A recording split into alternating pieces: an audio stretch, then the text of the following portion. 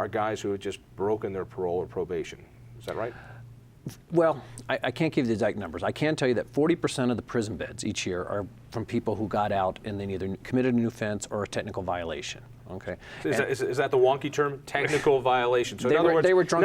In other words, he didn't commit a crime. He didn't hurt anybody, but he didn't check in with his parole officer. Or he got caught with a hot urine for cocaine or drugs. And the question is, okay, do you want the parole officer to wait until he's high next time and commits a violent crime before you revoke him? I mean, that's my question, John. Is that okay? They're not necessarily committing new crimes, but does the community want them to commit new crimes? Slow down on that, because that's an interesting way to put it. So here's a guy, and maybe he wasn't late to go meet his parole officer, but he's tested hot for cocaine. Right. And while that didn't cause a problem, that means he's back on cocaine, and will he go and steal cars or commit crime to get more cocaine?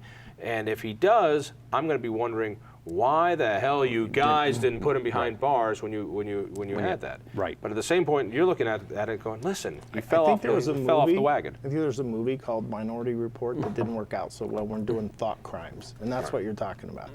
We know that guys are going back in for technical violations, and I count the hot UA as a technical. And there's always an argument about whether that's a technical or not, because technically you give me what you guys would agree would be a technical, not so bad not violation. reporting.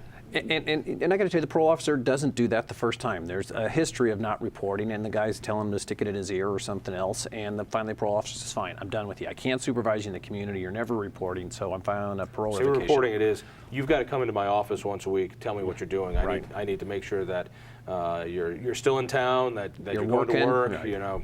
John, we are never going to be able to tell the citizens of the state that there's a 100% no crime in the state. The question you're going to have to decide as a fiscal conservative is, do you want to spend $32,000 on a year on a guy that got a hot UA in prison, or you want to continue to treat him on the street? That's the decision you're going to have to make.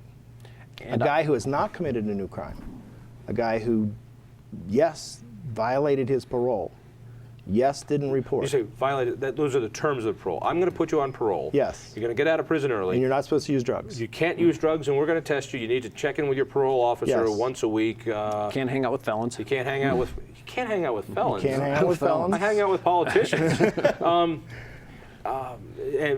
So do you want that guy in prison, or do you want to treat him on the street? That's the line of demarcation. And I don't think it's that simple, because you have to look at the guy and say, is he here for a property crime and was a constant screw up and that's why he ended up in prison? Or is he someone that's had a history of violent crime and he's the one that's decided to have the hot UAs or not report? There's different risk assessments that we're now getting the Department of Corrections to do on the way out of prison. It's very different.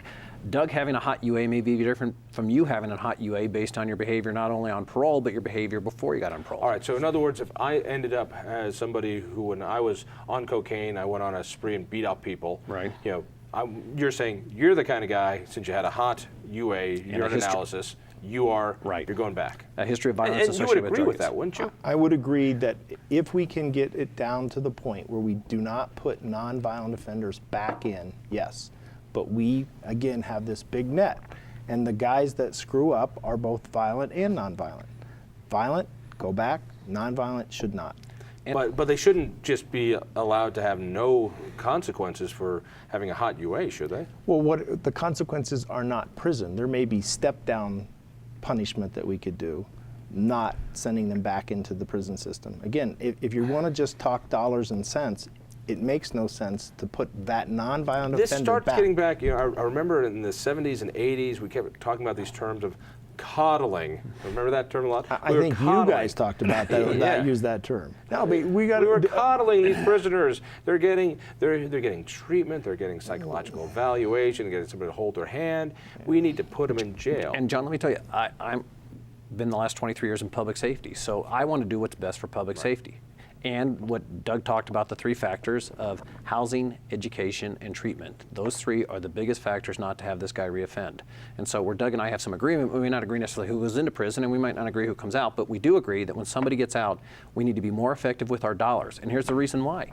If you could cut the prison budget, which has doubled or so with population every 8 or 9 years, and went from 3% of the state budget when Doug and I started to 9% of the state budget now. Wow. If we can do more effective and cut those people who are going back into prison because we're doing better housing, education, and treatment, that's better public safety. If I talk to a victim, especially a violent crime victim, I say, what's one thing I can do for you? More times than not, they said, what you could really do for me is not make me a victim in the first place, but you can't do that.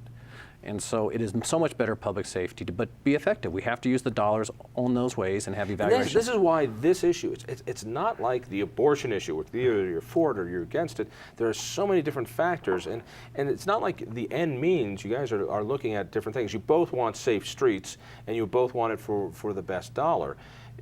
Now it's crunch time. While we've talked about coddling criminals, or while we've talked about coddling criminals, and we've talked about 3 strikes you're out in order to get rid of those coddling the criminals, those two realities have really now hit each other because of tough economic times, and we're going to have to get some real solutions. All right, we've got about a minute or so left. Tell me, what likely do you think those real solutions are? It seems like sentencing reform is going to have to be a major keystone of this. Let's start over here. Sequentially, we have to do a better job with recidivism. Okay, our prison population is flat the last couple of years. In fact, it's gone down a little bit. We got to break in the action. So do better recidivism, use those dollars, that 40% that's going in, use those dollars up front to reduce people going into the prison. That's the best way to do it, and the state of Washington has a pretty good plan to outline that. And also, guys like me are going to have to learn that if we spend some money up front coddling these prisoners, using my terms, we might actually end up with safe streets and also save some money. We cannot continue to have 1 in 31 people in the state of Colorado on probation, parole, jail, or prisons It's and unsustainable. balance the budget. It's not going to happen. So in other words, free drugs for everyone. I'm not necessarily saying free Graduate high drugs. school, the biggest risk factor, 68% don't go to, or high school dropouts and do substance abuse. They didn't have my nuns when they went to high school. All right, Doug, thank you. Don, thank you, and thank you. Tell a friend about the Independence Institute. Check us out on independenceinstitute.org. Listen for me late nights every night on 850 KOA. And please tell a friend about Devil's Advocate and the Independence Institute. We'll see you next week.